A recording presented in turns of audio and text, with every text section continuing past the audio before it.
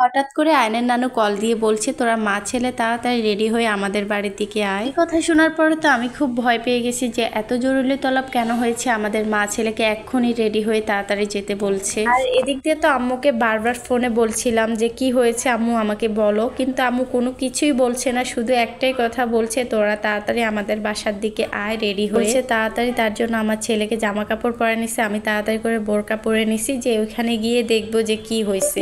তো আমার ছেলেকে রেডি করাইছে, আমার ছেলে তো খুশি, ও কোথাও যাওয়ার কথা শুনলে অনেক খুশি হয়ে যায়, শুধু জামা কাপড় খুঁজে বের করে দেয় যে আমাকে জামা কাপড় তাড়াতাড়ি পরো আমি চলে যাব। ও তো ওর নানুর বাসায় যাওয়ার কথা শুনে খুশি হয়ে গেছে আর আমাকে বারবার বলছে তাড়াতাড়ি চলো আম্মু তাড়াতাড়ি চলো। তো আমি টেনশনে পড়ে গেছি, আম্মু কেন এত জরুরি তলব দিচ্ছে বাড়িতে যাওয়ার জন্য, আমি খুবই টেনশনে পড়ে গেছি যে কি হয়েছে ওইখানে, আম্মু কেন এতবার বলতেছে যাওয়ার জন্য।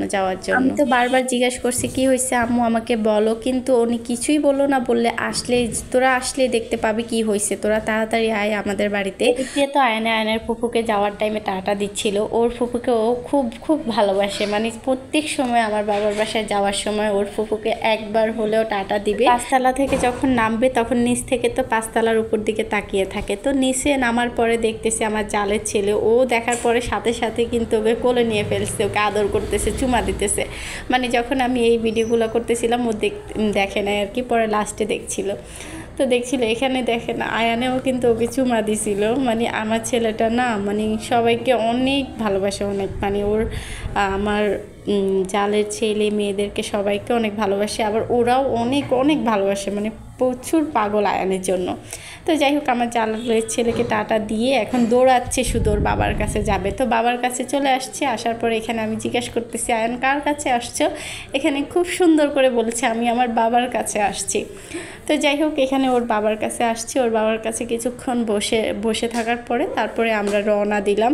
আর আমাদের এখান থেকে কিন্তু আমাদের স্টাফ কোয়ার্টার থেকে আমার বাবার বাসায় যেতে মাত্র 10 মিনিট লাগে, এরকমই সামথিং এরকম 10 মিনিটে লাগে। আর যাওয়ার টাইমে দেখেন এখানে তালের ডাব দেখতেছিলাম, এক পিস 10 টাকা করে, তো আমি সামনের থেকেই কিন্তু তালের ডাব নিয়ে নিছি আমাদের বাসার জন্য। তালের ডাব কিন্তু আমাদের আরও অনেকবার খাওয়া হয়ে গেছে, এবার আবার খাচ্ছিলাম, তো আমি আমার বাসার যাওয়ার আগে আমি তালের ডাব কিছু নিয়ে নিচ্ছি।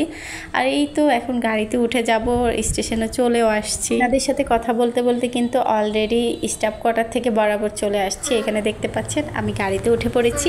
আর এখানে দেখেন আমার ছেলেটা গাড়িতে ওঠার পরে এত মানে ঘুম দিছে যা বলার বাইরে, মানে সে এত সুন্দরভাবে ঘুমাই গেছে আমার কোলে। যখন আমি লেগুনাতে ছিলাম তখনও কিন্তু ঘুমাই গেছে, এখন আবার অটোতে উঠছিলাম আমাদের বাড়িতে যাওয়ার সময়, ওই সময় ঘুমাই গেছে। যাই হোক খুব ভয়ে টেনশন নিয়ে আমি বাড়ির ভিতরে ঢুকে দেখি যে আমার মা আমার জন্য সারপ্রাইজ রেডি করে রাখছে। এইগুলা চিনেন, এগুলা ডেউয়া, মানে উনি আমাদের জায়গায় যেখানে আমরা বাড়ি করতেছি ওই জায়গা থেকে আমার আম্মু ডেউয়া পেরে আনছে। এগুলো দেখানোর জন্য আমার আম্মু স্টাফ কোয়ার্টার থেকে আমাদেরকে বরাবর নিয়ে আসছে। যাই হোক এগুলো যেহেতু আমাদের গাছের, আমাদের বাড়ির পাশের গাছের, সেজন্য আম্মু দেখানোর জন্য খুব এক্সাইটমেন্ট ছিল যে আসার পরে দেখতে পারবে আর কি, তো বুঝতে পারবে। এই যে দেখতে পাচ্ছেন এত সুন্দর সুন্দর ডেউয়াগুলো এখনও পাকে না, একটা শুধু পাকছে, আর এগুলো সবগুলো পাকলে তো আপনাদেরকে ডেউয়া মেখে তারপর দেখাবো। এখানে দেখেন এই গরমে দিয়ে আমাদের বাসায় বাপা পিঠা বানানো হয়েছে, আর এত সুন্দর মশলা দিলে বাপা পিঠাগুলো হয়েছে, খেতে খুবই অসাধারণ, অনেক মজা।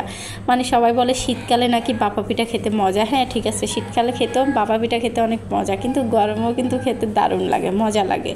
যাই হোক এখানে আমার ছেলেটা খাচ্ছে আর বলতেছি যে বাপা পিঠা খেতে কেমন, ও বলতেছে অনেক মজা। আর ও যেহেতু এই পিঠাটা খাচ্ছে নাম জানে না, তো বারবার জিজ্ঞেস করতেছি এই পিঠাটার নাম কি, তো ও বলতেছে মানে যখন শিখাই দিছি তখন বলছে যে এটার নাম হচ্ছে বাবা পিঠা। যাই হোক এখানে আজকের ভিডিওটা শেষ করছি, যদি আপনাদের কাছে ভালো লাগে লাইক কমেন্ট অ্যান্ড শেয়ার করতে ভুলবেন না। আল্লাহ হাফেজ।